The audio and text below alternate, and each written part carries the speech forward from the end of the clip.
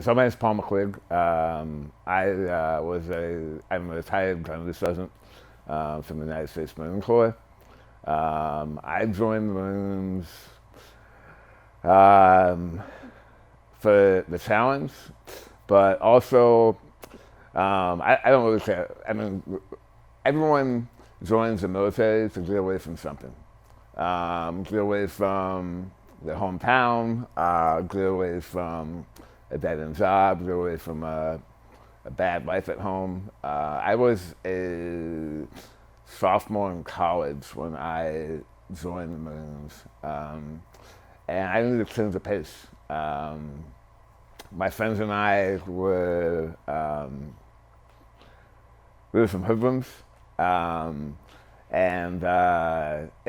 we were at the age where being a hoodlum can get you sent away for a long time. And I had this feeling that if I didn't do something better with my life, I could end up somewhere I really didn't want to be.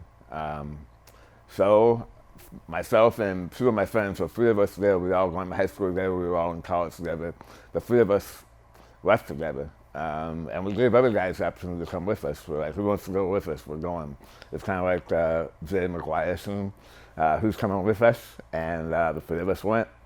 And it was probably the best decision I ever made. I'm still in touch with my friends back home. Some of them doing really well for themselves, some didn't do so well for themselves after I left. So I know for a fact that it really shaped my life, and it was a benefit. And I would do the exact same thing all over again. I was on my second combat deployment in 2005, 2006, and I was in Iraq. And I got blown up. February 27th, 2006. Yeah, so I was blown up, and I woke up in Germany. I thought I was dreaming, because you never think this is going to happen to you. It's always going to be the other guy. They're invincible until they're not. So they told me what happened, and they pretty much hit me in the face.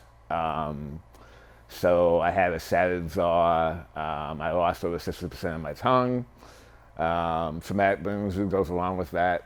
Had a lot of nerve damage.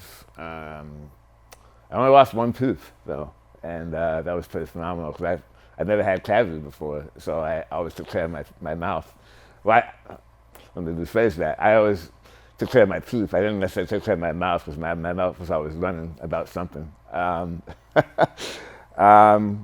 So I was in Germany for a week, and then I was flown to Bethesda, Maryland.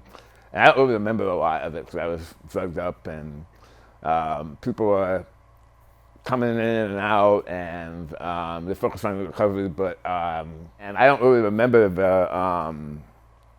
the scenes because, like I said, I was kind of out of it. So like in and out of, had multiple surgeries, so on and so forth.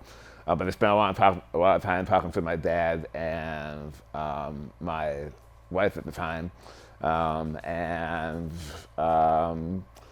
they did a bunch of stuff for me I don't really know. But when I got back to Camp Pendleton after spending a month and a half in Bethesda, Maryland at the Naval Hospital,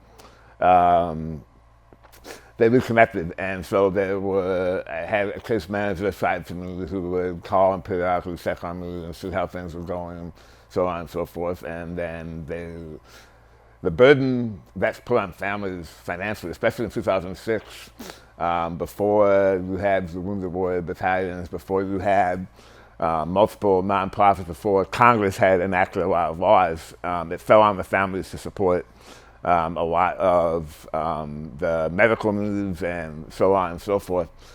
Simplified Fund, America's Fund, was there to bridge that gap financially. Both my parents were traveling back and forth between Chicago and Indiana to California, living with me. My mother had taken a leave of absence from her job which she eventually never went back to. She had a house with a mortgage to pay in Indiana. My dad had recently retired in 2005, so he had a house with a mortgage to pay as well. Bills piled up for not just myself, but for my family. And Simplified Fund, America's Fund, was instrumental in assisting my family in my time of need, where my parents could have lost their houses. Just we think about it, we can become pretty despondent when you have a loved one who's in a life and death situation, and there's no money to pay the bills that everyone else needs to live on. Yeah, so I really, you can't thank people enough across the country. A lot of them are veterans or have veterans in their families, but some of them don't have any connections to the military whatsoever. And it means the world to guys like myself and other injured and wounded service members to have people step forward and really, they say a veteran, he signs a check, or a military member writes a check, for their life that they were willing to give for the country. And then you have donors across the country who also sign a check to say thank you to those veterans. And I can't thank these people enough.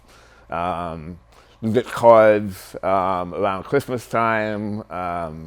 There's the ornaments that we always get that are paid for by donors, which means a lot. I have ornaments from 2006 all the way till now.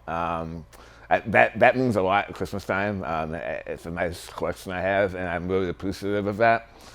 People really put their hearts and souls into support for our veterans, and whenever whenever we meet these people, we want to give them a hug and we want to say thank you. And this is my hug and my thank you to all those wonderful people who have sacrificed.